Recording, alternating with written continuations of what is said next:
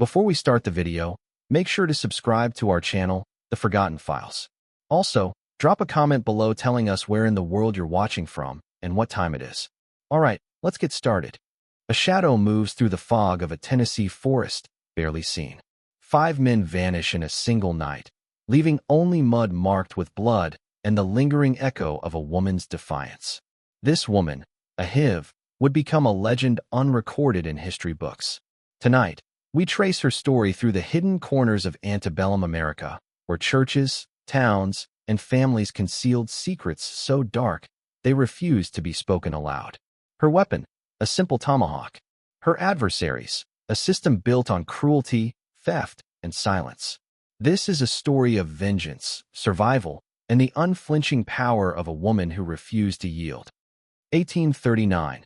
The South's rivers ran thick with sweat and oppression.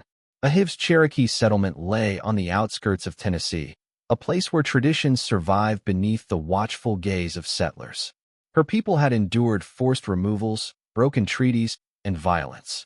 From childhood, a HIV learned the language of the forest, paths of evasion, signs of danger, the weight of silence. But nothing prepared her for the day 5 slave catchers arrived. They were confident in their impunity, certain no one could stop them. Yet a HIV carried a secret, one that could overturn their assumptions and rewrite who survived and who was erased. Cannon, a HIV's husband, had been torn from his family at birth. Enslaved on a sprawling plantation, he survived through cunning, patience, and careful invisibility. But when the slave catchers found him, he believed escape impossible. Exhaustion and hope had made him careless. A HIV, however, would not allow his capture. Her knowledge of the forest, her mastery of patience, and the silent fury in her heart would make her capable of deeds history dared not record. The men arrived in the dead of night. Their lanterns glimmered through the fog, cutting through the shadows like knives. They believed themselves hunters, invincible and unchallenged. Their steps disturbed the undergrowth, yet they did not notice the unseen eyes tracing every movement. A HIV watched from the trees, her pulse synchronized with the rhythm of the earth. Each breath she took was measured, each heartbeat a calculation. Her mind was a map of escape and retribution. The forest erupted with sudden violence. One of the men fell without a cry, a crimson stain blooming on his coat. A HIV's tomahawk moved with the precision of centuries-old knowledge, guided by the survival instincts of a woman whose life and love depended on her actions. The others scattered, confusion breaking their assumed control. Panic grew where arrogance had once reigned. By the time dawn approached, 3 of the 5 lay lifeless, their plans obliterated by a force they could not comprehend. A HIV dragged Cannon through the dense forest, branches clawing at their skin, mud sucking at their feet. Every rustle could have meant death. Yet each step forward was a reclamation of agency, a defiance of the oppressive system hunting them. The woods were both sanctuary and weapon, holding secrets that few outsiders ever survived to recount. She whispered instructions to Cannon, guiding him through hidden paths known only to her people. The tomahawk was more than a weapon, it was a symbol. Forged in the fires of tribal legacy, it embodied resistance against centuries of domination. Every swing, every strike, was a claim over a world that sought to erase them. A HIV understood that her actions would never be written in the history of conquerors, yet their meaning was eternal. The forest itself seemed to acknowledge her presence, bending paths and shadows to shield her and Cannon from pursuit. Nearby settlements witnessed the aftermath only in whispers. Women saw blood stains on the roads, and children vanished from curiosity when they approached. Yet no one intervened. Fear and complicity ran deep in the veins of these communities. Some pretended ignorance. Others silently rejoiced in the justice they believed no law could deliver.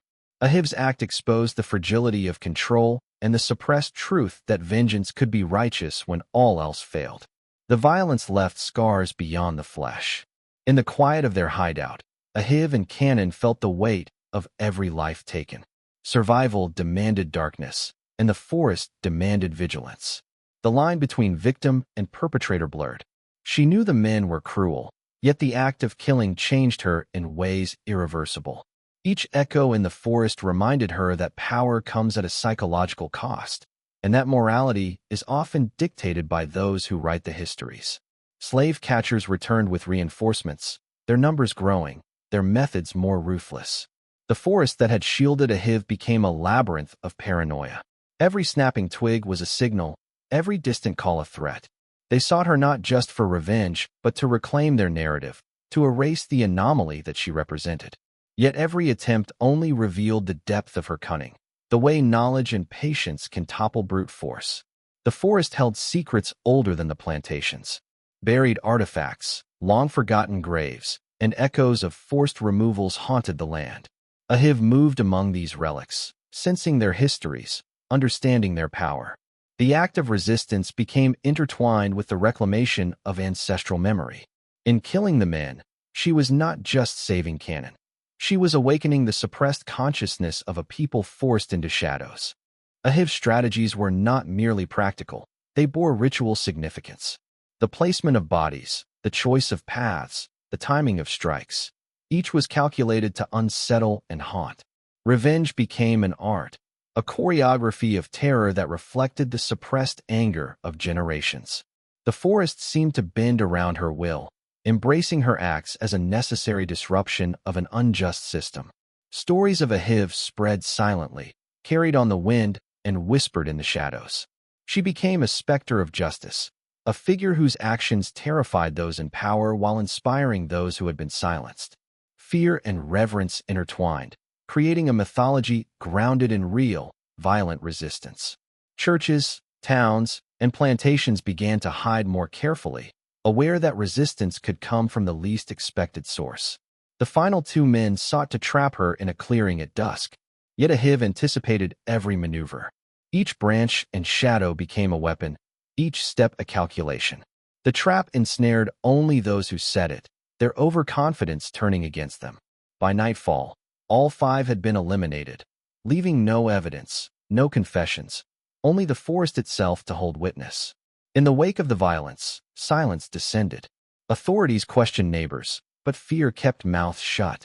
Plantation owners whispered in private rooms, afraid to confront a truth that undermined their power. Ahiv and Canaan disappeared into the shadows of history, leaving behind nothing but whispers and the faint scent of disruption in the forest air. Ahiv's story was never recorded.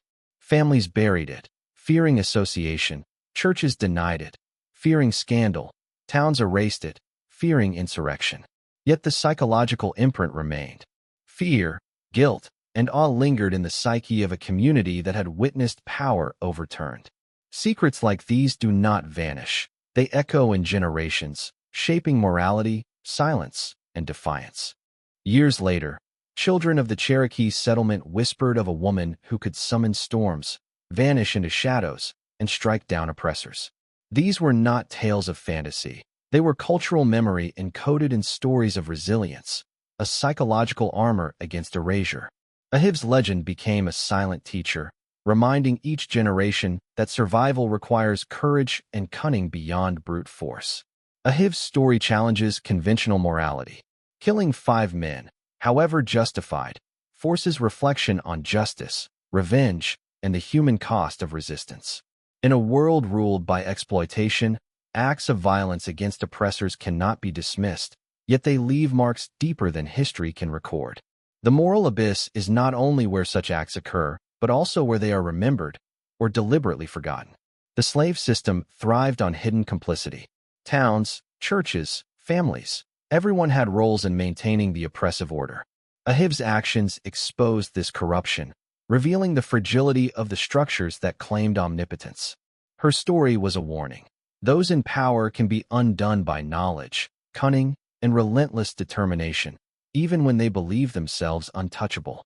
Ahiv vanished, leaving no trace. Yet her legend endures in the whispers of the forest, the silences of towns, and the quiet defiance of descendants. History may have tried to erase her, but the forest remembers. The story of the Cherokee woman with a tomahawk is not merely a tale of vengeance.